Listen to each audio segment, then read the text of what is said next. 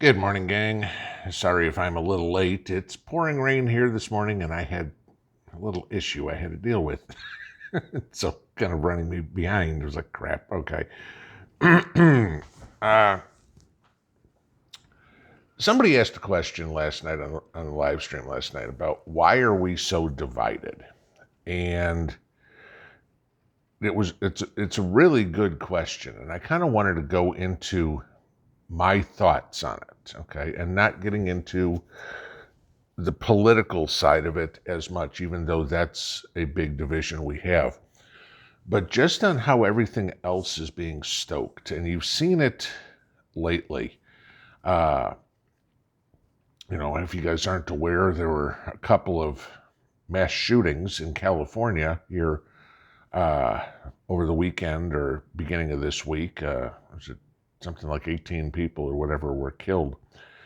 And the media, these were, if I'm not mistaken, both of them. One was at a Chinese New Year's celebration, and the other one was at a nightclub or something along the lines.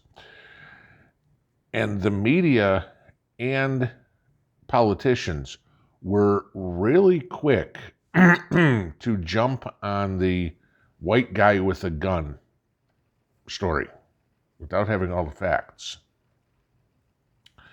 Until it came out that in both cases, they were Asian senior citizens, one guy in his early 70s and one guy in his late 60s. Okay.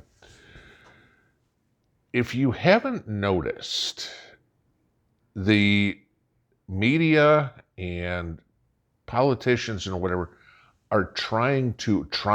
I mean, this is not reporting. This is this is them trying to stoke hatred between people. Between religions. They keep pushing the white guy with a gun stuff. They keep pushing the black community to hate the white community. They keep pushing the narrative of white supremacy, even though it hardly exists at all. Okay, they keep pushing the narrative on Hispanics or whatever. Trying to put Trump's comment out of context with the murderers and rapists and stuff like that. Are there some? Sure. Are there some white supremacists? Sure. Okay. If you look at the bill that Sheila Jackson Lee, that whack job from Texas, put up late last week as a bill, for all intents and purposes, saying that any white person that said anything negative against any other race was a crime, a felony.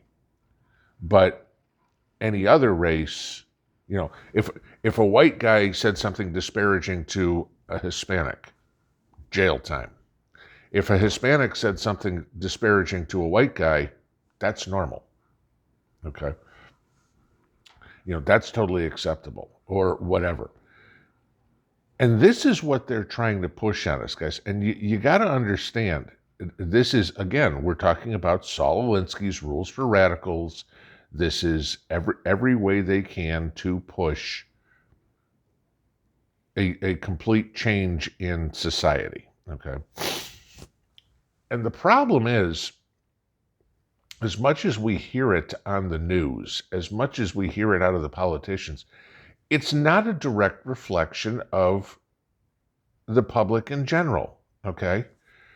Sure, I don't have rose-colored glasses on, okay? Yes, there are blacks that hate whites, whites that hate blacks, whites that hate Hispanics, Hispanics that hate blacks, blacks that hate Asians. I get it, okay? But there's such a teeny tiny minority. It's not even a blip on the radar. I mean, sure, okay, you wind up with some of these violent acts or whatever. But why is it that stuff like that is more important to make news than something like Antifa burning down Atlanta this week? Okay? It's a mostly peaceful protest, right? as they're burning things down and stuff like that, shooting at cops. That's mostly peaceful. Okay, that means I'm mostly short too. Uh, but this is the thing, and we as a group here, okay, 90 some odd thousand of us on this channel, and God knows how many hundreds of thousands in the prepper community as all. We all have a vast disparity of races, backgrounds, religions, whatsoever. And for the most part, we seem to get along pretty well. I mean, there's, like any other community, there's idiots and assholes in here too, okay? But it's not racial. It's not, it can't be, because when you type out your screen name of Joe Smith, it comes through in black and white letters to me. I don't know if you're black. I don't know if you're Hispanic. I don't know if you're Asian. I don't know if you're Martian. Okay? Doesn't matter. And it's not a big deal. Okay? But they're pushing this narrative so hard and so fast. There are a lot of weak-minded people that are sheep, okay, liberals, that are falling for all of this stuff. And they're just out there reeling them in, no problem whatsoever. These are useful idiots, as whoever coined that phrase. We'll get them to go out and do our dirty work. I mean, hell, Antifa is the Gestapo for Biden, just like, the SS was for Hitler. It go out and cause mayhem and just destroy the opposition. And we won't prosecute you. Do whatever you want. We'll leave you alone. And that's turning, okay? I guess Atlanta said, oh, we'll have none of this. And they arrested like 6 people for the riots the other day. 6, okay? But at least it's more than none, okay?